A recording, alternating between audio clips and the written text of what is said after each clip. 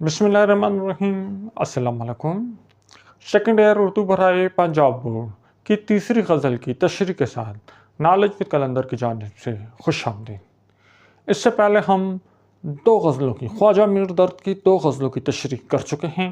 آج ہم شیخ غلام حمدانی مصحفی کی پہلی غزل کی تشریح کریں گے۔ میری کوشش ہوگی کہ آپ کو اس غزل کو بہت سادہ اور بہترین انداز میں، آسان الفاظ میں ایکسپلین کروں، اور اس کے بعد ایک ریٹن جو تشریح ہے وہ بھی آپ کو پرووائڈ کروں تاکہ آپ کو اس کو سمجھنے، یاد کرنے میں آسانی ہو۔ تو چلیں لیکچر کا آغاز کرتے ہیں۔ شیخ غلام حمدانی مصحفی کی پہلی غزل میں کہہ رہے ہیں کہ دنیا میں جب تلک کہ میں اندوہگی رہا، غم دل سے اور دل سے میرے غم کری رہا، رونے سے کام بس کے شب ہم نشیں رہا، آنکھوں پہ کھینچتا میں سر آستین رہا۔ دیکھیں، رونا انسان کب روتا ہے؟ انسان اس وقت روتا ہے جب وہ غم کی شدت سے بے حال ہو جاتا ہے۔ میں آسان سی مثال دیتا ہوں۔ کوئی شخص ہے، اس کا کوئی قریبی عزیز وفات پا گیا، بیٹا ہو گیا، بیٹی، کوئی بھی قریبی عزیز وفات پا گیا، تو اس کی وفات کے دن وہ شخص زار زار رونے لگتا ہے۔ کیوں رونے لگتا ہے؟ اس کو غم ہوتا ہے کہ یہ شخص مجھ سے ہمیشہ ہمیشہ کے لیے بچھڑ گیا، تو بچھڑنے کا غم ہوتا ہے، اور اس غم کی اتنی شدت ہو جاتی ہے، یعنی جب غم اپنی انٹینسٹی، اپنی پیک پر پہنچ جائے تو انسان کا اختیار ختم ہو جائے تو وہ جو ہے رونے لگتا ہے۔ یہ انسان کی خاصیت ہے۔ تو یہاں شیخ غلام حمدانی مصحفی رونے کا ذکر کر رہے ہیں، تو یعنی ان پہ غم، اتنے زیادہ غم پڑے، اتنے زیادہ غموں کی شدت تھی کہ وہ رونے لگے۔ شاعروں کا ایک جو مین جو ان کا غم ہوتا ہے وہ تو اپنے محبوب کی جدائی، محبوب کا بچھڑ جانا، یہ بھی ایک غم ہوتا ہے، لیکن اور بھی بہت سے غم جو ہیں لائف میں ہوتے ہیں، وہ بھی ہو سکتے ہیں۔ مین غم جو ہے محبوب کا بچھڑ جانا ہوتا ہے۔ تو شاعر کہہ رہے ہیں کہ دنیا میں جب تک میں اندوہگی رہا، غمگین رہا، ٹھیک ہے۔ دنیا میں، شاعر کہہ رہا ہے دنیا میں جتنے دن میں رہا غمگین رہا۔ دیکھیں، دنیا میں ایک بندہ رہ رہا ہے تو مختلف لیولز آتے ہیں، وہ کبھی خوش ہوتا ہے، کبھی غمگین ہوتا ہے، لیکن شاعر کہہ رہا ہے میں جتنا وقت اس دنیا میں رہا غموں میں چور رہا، غموں میں ڈوبا رہا۔ کس طرح کہ غم میرے دل سے اور دل سے میرے غم، اور دل میرے غم سے قریب رہا، جڑا رہا۔ یعنی شاعر کہہ رہا ہے، دیکھیں، شاعر کہہ رہا ہے کہ میرا جو دل ہے وہ غموں سے جڑا ہوا تھا، اور میرے جو غم ہیں وہ میرے دل سے، یعنی میرے غم اور میرے دل ایک دوسرے سے لازم و ملزوم ہو گئے۔ یعنی اتنے غم مجھے ملے، اتنے دکھ مجھے ملے کہ میرا جو دل ہے وہ مجھے ملنے والے غموں سے ریلیٹڈ ہو گیا۔ اب اگر مجھے غم نہ ملے تو میرا دل بے قرار ہو جاتا، کسی دن مجھے غم نہ ملے تو دل میرا بے قرار ہو جاتا تھا۔ یعنی شاعر کہہ رہے ہیں کہ دنیا میں جتنا وقت میں نے گزارا غموں کے سائے میں، غموں کے نیچے میں غم گزارتا رہا، خوشی میں نے دیکھی نہیں۔ رونے سے کام، میں نے شروع میں ایکسپلین کیا تھا، انسان جب غم کی شدت زیادہ ہو تب وہ روتا ہے۔ بس کے شب کہتے ہیں رات کو، اے ہم نشی کہتے ہیں میرے ساتھ زندگی گزارنے والا، میرے ساتھ وقت گزارنے والا، میرا ساتھی، ٹھیک ہے۔ بس کے شب اے ہم نشی رہا، کہ شاعر کہہ رہا ہے کہ راتوں کو لوگ سوتے ہیں لیکن میری رات سونے کی بجائے روتے ہوئے گزری ہیں۔ آنکھوں پہ کھینچتا مطلب آگے بتاتا ہوں میں، سر آستین، یہ قمیض جو پہنی ہوتی ہے اس کے اس حصے کو آستین کہتے ہیں، اور یہ جو حصہ ہوتا ہے اس کو سر آستین کہتے ہیں۔ آنکھوں پہ کھینچتا یعنی بار بار آنکھوں پہ میں پھرتا رہا۔ تو انسان جب دیکھو چھوٹا بچہ کوئی رو رہا ہوتا ہے تو وہ اکثر اس طرح کرتا ہے، ٹھیک ہے۔ تو شاعر کہہ رہا ہے میں ساری رات میری روتے روتے گزرتی تھی، اور میں اپنی آستین، اپنی آنکھوں پہ ساری رات جو ہے یوں کھینچتا رہتا تھا۔ شاعر کہنا یہ چاہ رہے ہیں کہ میں اس دنیا میں جتنا وقت میں نے گزارا غموں کے شدت سے گزارا، غموں کے درمیان گزارا، اور غم اتنے شدید تھے کہ میں ساری رات روتا رہتا تھا، اور روتے روتے ہر وقت جو ہے میں اپنے آستین اپنی آنکھوں پہ پہنچتا رہتا تھا۔ ان اشعار کی ایک لکھی ہوئی تشریح آپ کو دکھاتے ہیں اور پھر اگلے اشعار کی طرف جاتے ہیں۔ دنیا میں جب تلک کہ میں اندوہگی رہا، غم دل سے اور دل سے میرے غم کری رہا۔ اس شعر میں شاعر اپنی زندگی میں وارد ہونے والے غموں کا تذکرہ کرتے ہوئے اس دنیا میں مجھے غم ہی غم ملے ہیں، میرا دل اور غم ایک دوسرے کے لیے لازم و ملزوم ہو کر رہ گئے ہیں۔ اس مطلب ہے مصحفی کی آخری عمر میں پیش آنے والی تنگ دستی، عسرت اور ناداری کی وجہ سے غموں سے واسطہ پڑنے کی طرف بھی اشارہ ملتا ہے۔ شاعر کہنا یہ چاہتا ہے کہ اگر دنیا کی حقیقت جاننی ہے تو خود کو غم سے روشناس کرانا ضروری ہے۔ دنیا میں جس آدمی کو غم سے زیادہ واسطہ پڑتا ہے وہ انسانیت سے زیادہ سرفراز ہوتا ہے۔ گویا غم مدرہ کے حقائق ہیں، اور مصحفی کو اس بات پر ناز ہے کہ اسے غم سے واسطہ رہا، غم اس کے دل کے قریب اور دل غم کے قریب رہا۔ رونے سے کام بس کے شب ہم نشیں رہا، آنکھوں پہ کھینچتا میں سر آستین رہا۔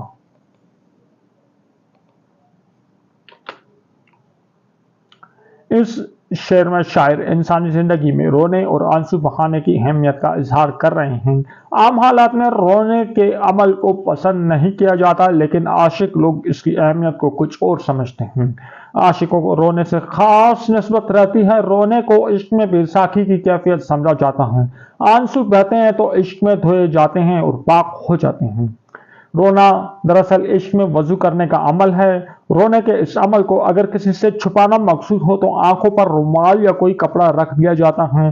شاعر کہتے ہیں کہ اس کے پاس اپنے آنسو چھپانے کے لیے بازو کا کونا ہے جو رات کے وقت آنسو پوچھنے کے لیے استعمال کیا جاتا ہے۔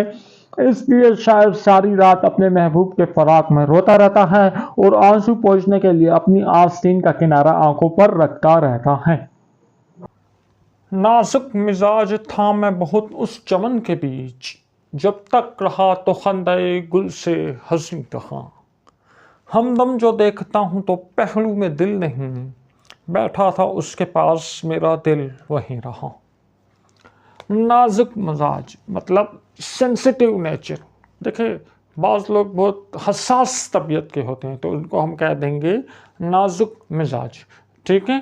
تو وہ اتنا سینسیٹیو، یا میں آپ کو یوں بتا دیتا ہوں، مثال دیتا ہوں کہ ایک پرفیوم ہے، وہ پرفیوم میں لگاتا ہوں تو کوئی نازک مزاج بندہ آ جاتا ہے تو وہ جیسے ہی میرے نزدیک آئے گا تو اس پرفیوم سے اس کو چکر آنے لگیں گے، حالانکہ پرفیوم خوشبو کے لیے لگا ہے لیکن وہ بہت سینسیٹیو ہوگا، ٹھیک ہے؟ تو ایسے لوگوں کو نازک مزاج کہتے ہیں۔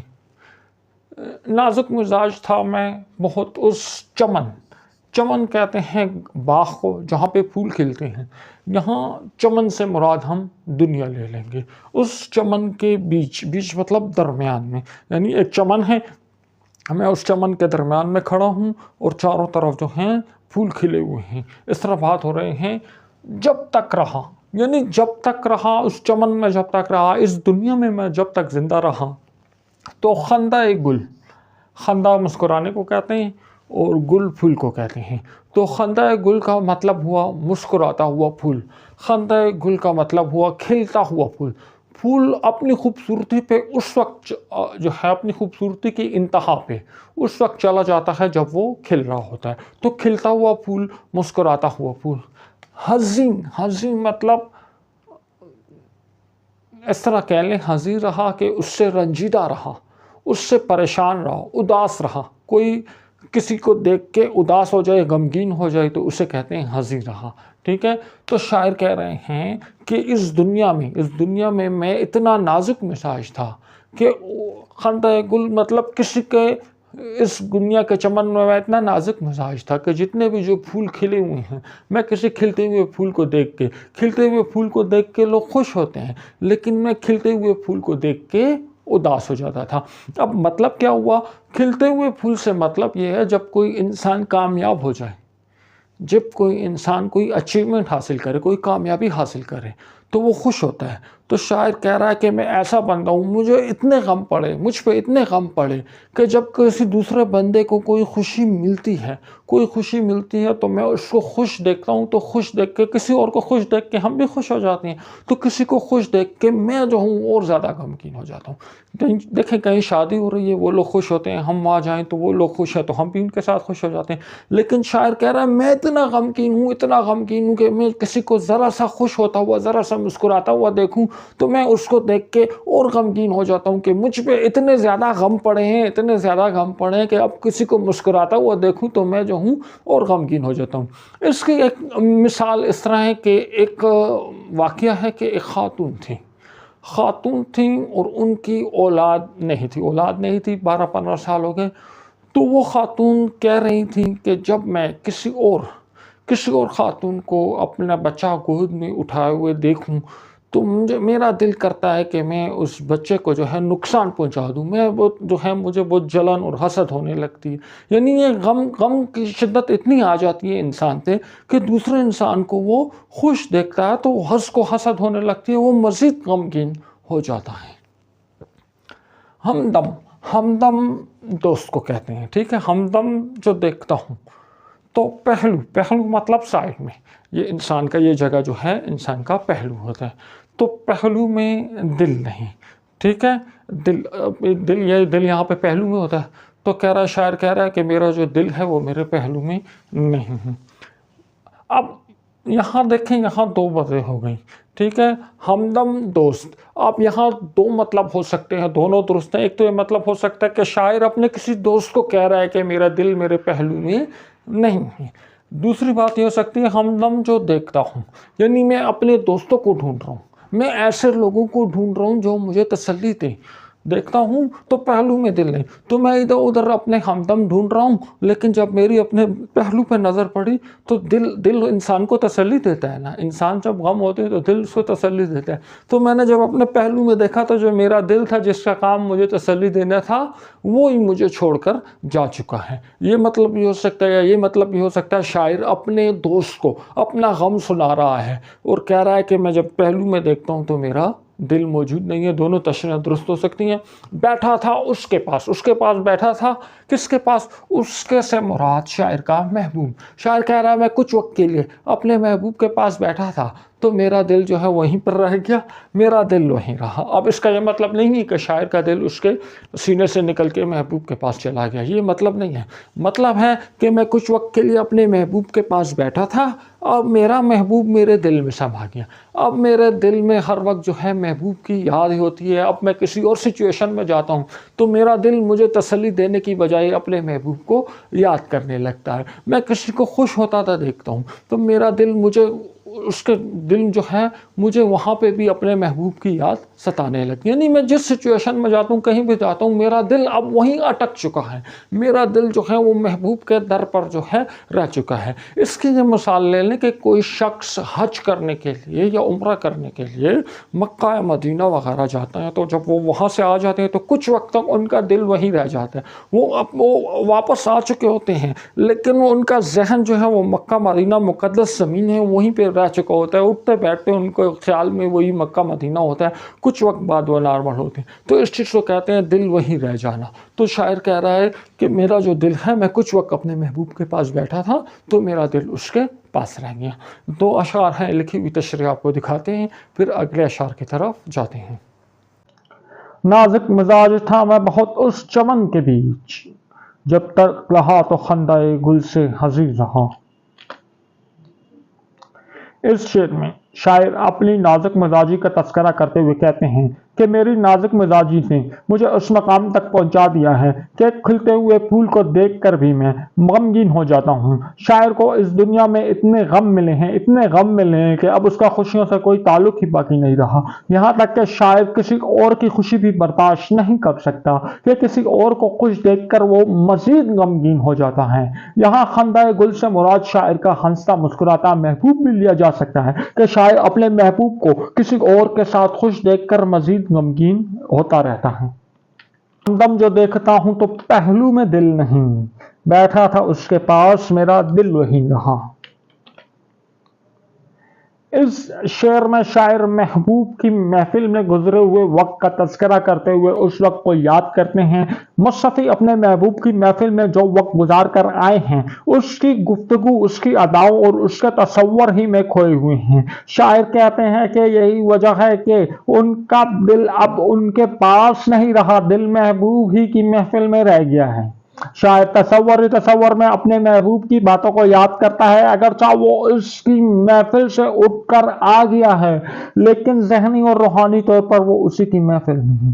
شاعر کہنا یہ چاہتا ہے کہ محبوب کے پاس بیٹھنے والے عاشق کا دل محبوب ہی کے پاس رہ جاتا ہے۔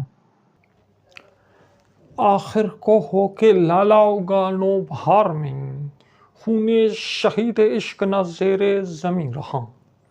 دی جان ایسے ہوش سے اپنی کے خلق کو، جینے کا میرے دادا میں آخر یقین رہا۔ آخر کو اینڈ میں، کہانی ختم ہونے کے بعد اینڈ ہو کے لالا سرخ رنگ کے ایک پھول کو کہتے ہیں۔ یہ پوسٹ کا پودا ہوتا ہے، اس پہ پھول لگتا ہے تو وہ سرخ رنگ کا ہوتا ہے، تو اس سرخ لال رنگ کی وجہ سے اس پھول کا نام لالا رکھا ہے، لال رنگ کا پھول۔ لالا اگا نو بہار، بہار کے موسم میں، تو آخر کیا ہو گیا کہ ایک سرخ رنگ کا پھول جو ہے وہ باغ میں اگ گیا۔ خون شہید عشق، شہید عشق یعنی عشق کی راہ میں اپنی جان کی بازی لگا دینے والا، یعنی ایک مطلب یہ ہوا کہ محبوب کے عشق میں اپنی جان قربان کر دی۔ نہ زیر زمین، زیر زمین، زمین کے نیچے۔ تو شاعر کہہ رہا ہے کہ بھائی آخر میں یہ ایک جو ہے ایک سرخ رنگ کا پھول اگ گیا۔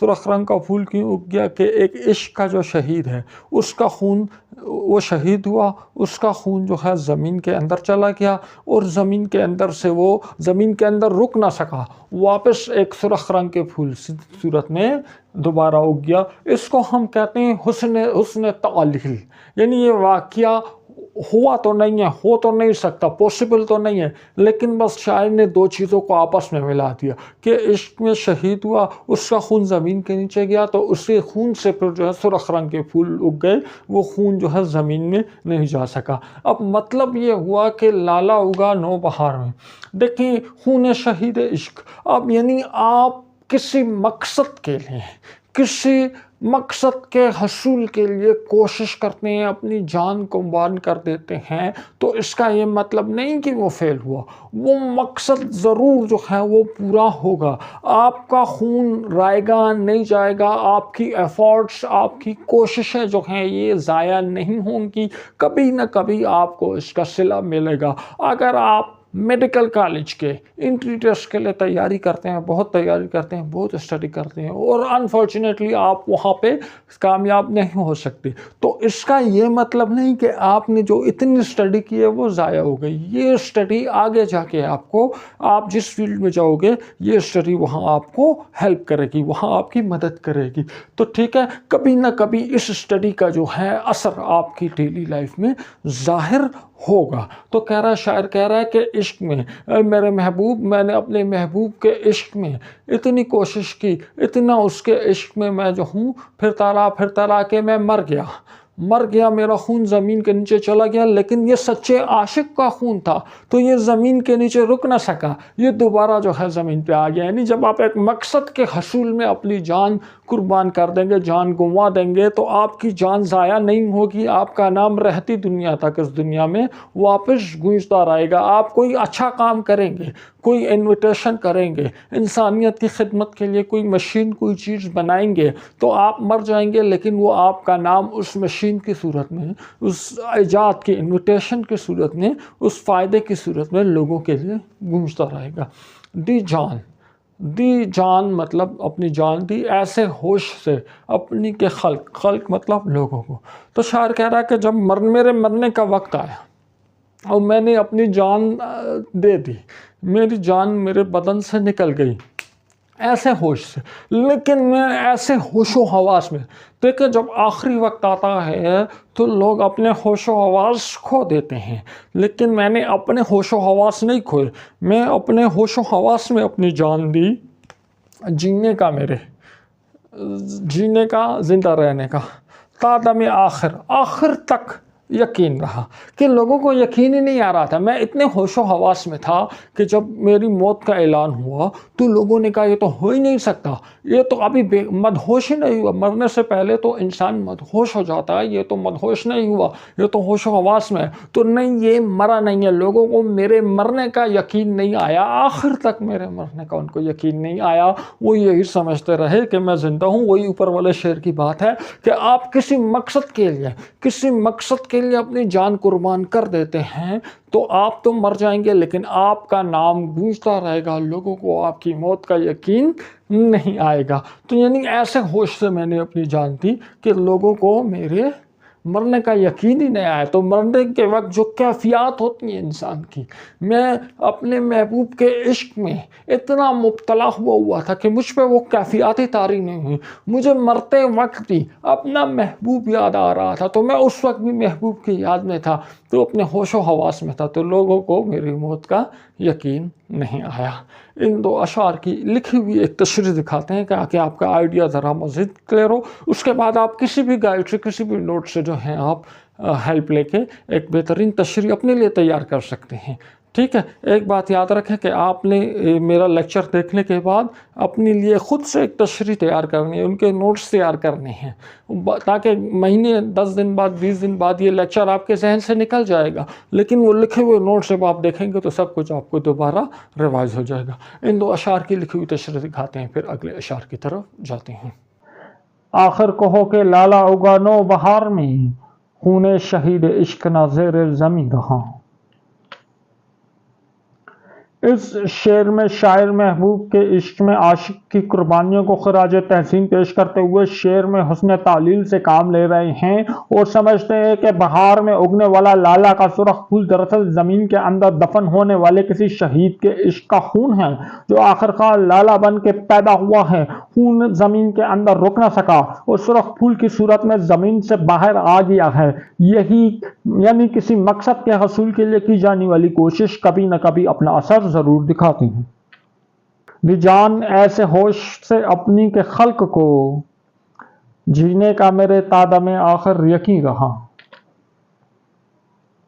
اس شعر میں شاعر اپنے مضبوط اعصاب کا تذکرہ کرتے ہوئے اپنی موت کو دنیا والوں پر طاری ہونے والی موت کی کیفیت سے مختلف قرار دیتے ہوئے کہتے ہیں کہ مرتے وقت بھی میرے ہوش و حواس قائم رہے، مجھے مرتے وقت کوئی گھبراہٹ یا بے چینی نہ ہو سکی، میری موت مجھے مدہوش نہ کر سکی، میرے ہوش و حواس قائم رہے، دنیا کو آخر وقت تک میرے مرنے کا یقین نہ آیا۔ مشاہدہ ہے کہ مرتے وقت انسان اپنے ہوش و حواس کھو بیٹھتا ہے۔ شاعر چونکہ عشق کی راہ میں جان قربان کر رہا ہے، اس لیے مرتے وقت بہت مطمئن تھا، نزا کا عالم اس کا سکون نہ چھین سکا اور دیکھنے والوں نے آخر دم تک یہی سمجھا کہ وہ زندہ ہے۔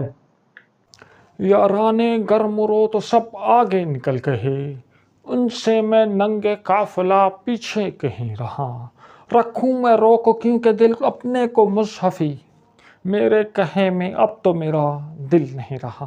یاران کہتے ہیں ساتھیوں کو، دوستوں کو، یعنی زندگی کے ساتھی، زندگی کے سفر میں ساتھ چلنے والے ساتھی۔ گرم رو تیزی سے چلنے والے، تیزی سے اپنے مشن کو پورا کرنے والے، ٹھیک ہے۔ تو کسی قافلے میں وہ لوگ جو بہت تیز چل رہے ہوں تو ان کو ہم گرم رو کہیں گے۔ تو یاران گرم رو یعنی تیزی کے ساتھ چلنے والے ساتھی آگے نکل گئے ہیں۔ قافلہ جا رہا تھا زندگی کا، تو شاعر کہہ رہے ہیں زندگی کا سفر ایک قافلے کی طرح ہے، اور اس قافلے میں جو لوگ اس سفر میں تیز چل رہے تھے وہ سب لوگ، سارے قافلے والے وہ آگے چلے گئے۔ ان سے میں ننگے قافلہ یعنی قافلے کی بدنامی، قافلے کی ذلت کا باعث پیچھے کہیں رہا، کہیں بہت پیچھے رہ گیا۔ تو اس شعر میں شاعر نے زندگی کو ایک قافلے سے تشبیہ دی ہے۔ پرانے زمانے میں جب ٹرانسپورٹ کے اتنے ذرائع نہیں ہوتے تھے تو لوگ ایک شہر سے دوسرے شہر قافلوں کی شکل میں جاتے تھے، یعنی بہت سارے لوگ ایک جگہ جمع ہو جاتے تھے और फिर वो सब एक साथ ऊँटों पर घोड़ों पर बैठ के एक शहर से दूसरे शहर की तरफ पैदल या ऊँटों पे या घोड़ों पे जिसी तरह है वो सफ़र करते आहिस्ता आहिस्ता 10 दिन 20 दिन बाद अपनी मंजिल पे पहुंच जाते थे। तो रास्ते में जगह जगह रुकते भी थे, आराम भी करते थे, पड़ाव भी करते थे। तो शायर कह रहा है ये ज़िंदगी जो है ये भी एक काफ़िला है। और मेरे साथ जितने भी दोस्त थे यारान गर्म रो जो तेज़ी के साथ चलते थे तो वो तेज़ी में आगे निकल गए। यानी जब कोई कामयाबी की बात हो तो उन दोस्तों ने मुझसे पहले कामयाबियाँ ले ली, इश्क की बात हो तो वो दोस्त इश्क में कामयाब हो गए, और इस दुनिया से जाने की बात हो तो शायद इस बात का एक मतलब ये भी हो सकता है कि मेरे जितने साथी थे, मेरे जितने हमनशीं थे, वो सारे मुझे छोड़कर इस दुनिया से जा चुके हैं, और मैं जो हूँ उन सब से पीछे रह गया हूँ। मैं नंगे काफिला, यानी काफिले की जिल्लत का बाइस, यानी मैं एक सुस्त बंदा हूँ, मैं कुछ अचीव नहीं कर सका। वो गर्म रोते उन्होंने अचीवमेंट हासिल की, लेकिन मैं एक सुस्त बंदा हूँ, मैं कुछ अचीवमेंट हासिल नहीं कर सका। तो इसलिए शायर ने अपने आप को काफिले की जिल्लत का बाइस बनने वाले शख्स से तशबीह दी है। यानी एक बंदा जो इतना स्लो चलता है जिसकी वजह से काफिला जो है स्लो हो रहा है, तो काफिले वालों ने उस बंदे को ही पीछे छोड़ दिया कि तुम तो बहुत स्लो चल रहे हो, तुम्हारी वजह से हमारा पूरा काफिला लेट हो रहा है। तो शायर कह रहा है उस बंदे जिसको काफिले वालों ने पीछे छोड़ दिया वो बंदा मैं हूँ, मेरी कोई अचीवमेंट्स ही नहीं है, और मेरे सारे साथी मुझे छोड़ के इस दुनिया से छोड़ के चले गए, मैं अकेला इस दुनिया में बगैर कोई अचीवमेंट किए रह गया हूँ। रखूँ मैं रोक क्यों कि दिल अपने को मुस्तफ़ी, मैं अपने दिल को कैसे रोकूं?